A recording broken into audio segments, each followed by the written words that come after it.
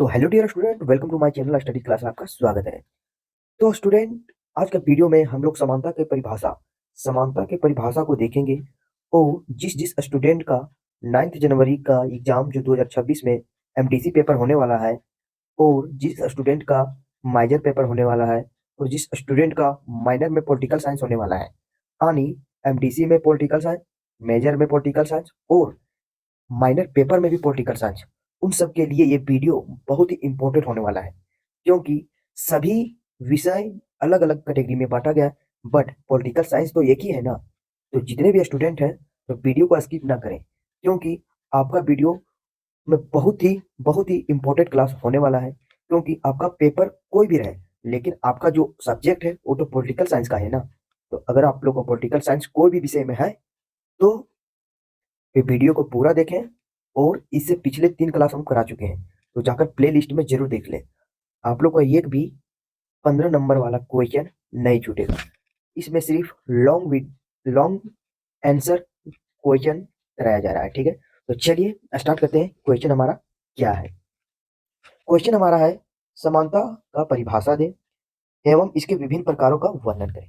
Question है हमारा कि समानता का परिभाषा देना है और उसके विभिन्न प्रकार हैं, उसका वर्णन करना है। तो समानता क्या है हमारा, यानी definition of equality. Definition of equality यानी समानता की परिभाषा। तो चलिए समानता का अर्थ क्या होता है उसे देखते हैं। हर व्यक्ति को बिना भेदभाव के समान अवसर, समान अधिकार और समान व्यवहार प्रदान करना समानता का मूल आधार है। इस समाज सभी व्यक्ति इंसान के रूप में समान मूल्य रखते हैं, इसलिए किसी के साथ ऊंचा नीचा, भेदभाव और पक्षपात या आसान व्यवहार नहीं होना चाहिए, ठीक है।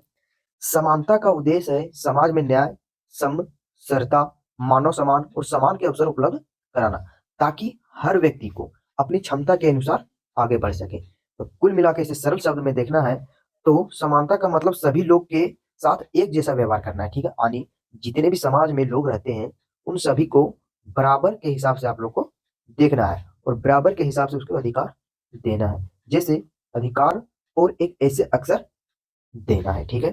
चलिए समानता की कुछ आवश्यकता क्यों पड़ती है हमारे जीवन में, उसके कुछ महत्वपूर्ण पॉइंटों को देखते हैं हम लोग। पहला पॉइंट है हमारा, समाज में न्याय और संतुलन बनाए रखने के लिए। दूसरा है भेदभाव, शोषण और छुआछूत और ऊंच नीच को खत्म करने के लिए। तीसरा है हमारा, हर व्यक्ति को अपनी प्रतिभा विकसित करने के लिए मौका देने के लिए, ठीक है। चौथा है लोकतांत्रिक व्यवस्था को मजबूत करने के लिए। पांचवा और अंतिम पॉइंट रहा हमारा कि सामाजिक, राजनीतिक और आर्थिक असमानताओं को कम करने के लिए। ये रहे कुछ समानता के आवश्यक क्यों है, ठीक है। अब चलिए समानता के प्रकार पर नजर डालते हैं। Types of equality. Types of क्या है? इक्वलिटी। समानता के मुख्य 5 प्रकार है। समानता के मुख्य कितने प्रकार है? 5 प्रकार है, ठीक है। हमारा पहला प्रकार है प्राकृतिक समानता, यानी नेचुरल इक्वलिटी, ठीक है। दूसरी हमारा है नागरिक समानता, यानी सिविल इक्वलिटी। तीसरा है हमारा राजनीतिक समानता, पॉलिटिकल इक्वलिटी। चौथा है हमारा सामाजिक समानता, यानी सोशल इक्वलिटी। और लास्ट और अंतिम हमारा है आर्थिक समानता, जो कि इकोनॉमिक इक्वलिटी। तो चलिए इन सभी को एक एक करके डिफाइन करते हैं। आइए सभी को आसान भाषा में हम लोग समझते हैं। तो पहला था हमारा प्राकृतिक समानता, यानी नेचुरल इक्वलिटी। प्राकृतिक समानता का मतलब है कि सभी मनुष्य जन्म से समान है और उनमें समान मानव मूल्य मौजूद है, ठीक है। इस बार प्राकृतिक ने सभी लोग को इंसान ही बनाया है। किसी को जन्म में ऊंचा और नीचा नहीं होता है। इसका मतलब है यह है कि सभी व्यक्ति क्षमता या शक्ति से बिल्कुल समान हो, बल्कि यह कि सभी एक ही मानव जाति के हैं। सभी जीने, सोचने और स्वतंत्र रहने के लिए समान अधिकार है। उदाहरण स्वरूप समझे तो संविधान के सभी मनुष्य समान जन्म लेते हैं। इक्वलिटी ऑफ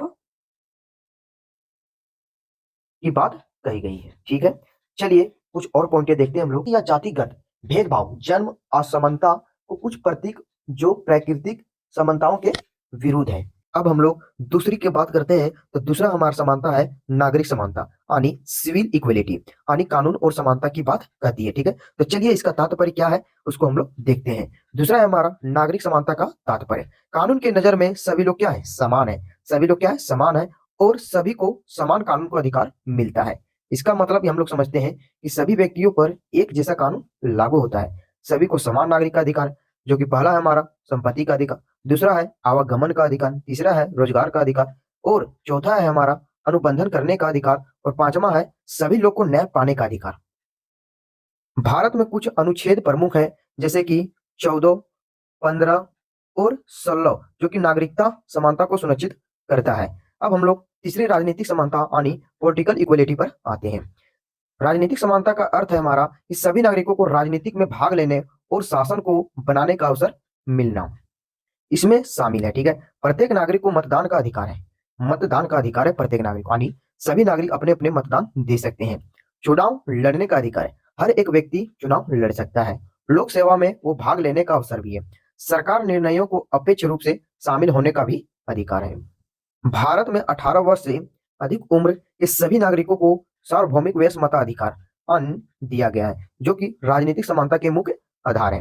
अब हम लोग चौथे को बात करते हैं, तो चौथा हमारा है सामाजिक समानता यानी सोशल इक्वलिटी। सामाजिक समानता का अर्थ है हमारा कि समाज के सभी लोग और समाज समान सामना मिलना और किसी के साथ जाति, धर्म, लिंग और भाषा, नस्ल आदि के आधार पर भेदभाव न होना। यह समानता समाज से है। जाति पर था ऊंच नीच, छुआछूत और धार्मिक भेदभाव, महिला पुरुष असमानता जैसी कुर्तियों को हटाना चाहती है। भारत में अनुच्छेद 15 छुआछूत, जाति, धर्म और नस्ल लिंग भेदभाव को रोकता है, यानी आर्टिकल हमारा 15 जो है वो भारत में छुआछूत, जाति, धर्म और नस्ल लिंग को भेदभाव से रोकता है, जबकि आर्टिकल हमारा 17 है जो कि अस्पृश्यता यानी छुआछूत को समाप्त करने का अधिकार देता है। अब हम लोग आते हैं पांचवें पॉइंट पर। ठीक है, पांचवा पॉइंट था हमारा आर्थिक समानता, इकोनॉमिक इक्वलिटी। यानी आर्थिक समानता का मतलब है हर व्यक्ति को आर्थिक संशोधन का उपयोग है, जो कि जीवन की बुनियादी और सुविधा को समान रूप से मिले। यह जरूरी नहीं है कि सभी की आय बिल्कुल बराबर हो, बल्कि किसी व्यक्ति अत्यधिक संपत्ति और किसी के पास बिल्कुल गरीबी ना हो। हर व्यक्ति को भोजन, कपड़ा, घर, शिक्षा, स्वास्थ्य जैसी बुनियादी की सुविधा मिले, रोजगार के समान अवसर मिले, गरीब और अमीर बीच बड़ी खाई कम हो। ठीक है, भारत में सरकार आर्थिक समानता के लिए कल्याणकारी योजना चलाई गई है, गरीबी उन्मूलन चलाई गई है, आरक्षण नीति चलाई गई है और निःशुल्क शिक्षा चलाई गई है और मनरेगा जैसे कई तरह के योजना चलाई गई है। और अभी अभी वर्तमान में जो कि झारखंड के मुख्यमंत्री हेमंत सोरेन है, वो मैया समान योजना चलाई गई है आर्थिक स्थिति में। ठीक है, तो ये भारत की कुछ आर्थिक समानताएं के लिए चलाई गई है। असमानता और समानता से संबंध रखना है।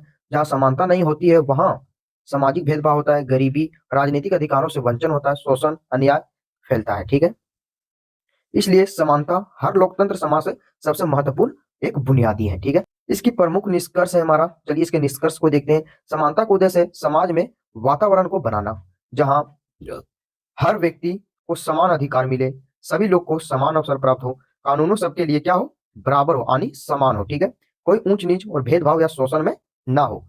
समानता एक न्यायपूर्ण, शांतिपूर्ण और लोकतांत्रिक समाज की एक पहचान है। तो चलिए इस वीडियो में हम लोग समानता के परिभाषा को देखें और इसके पिछले वाले वीडियो में न्याय के बारे में देखे थे और इसका कुल मिलाकर 4 क्लास हो गया और अगले वाले वीडियो में हम लोग दूसरी चीज के बारे में देखेंगे। ये 15 वाले क्वेश्चन है, 15 नंबर वाले क्वेश्चन है। ठीक है, तो वीडियो को ज्यादा शेयर कर दे। धन्यवाद।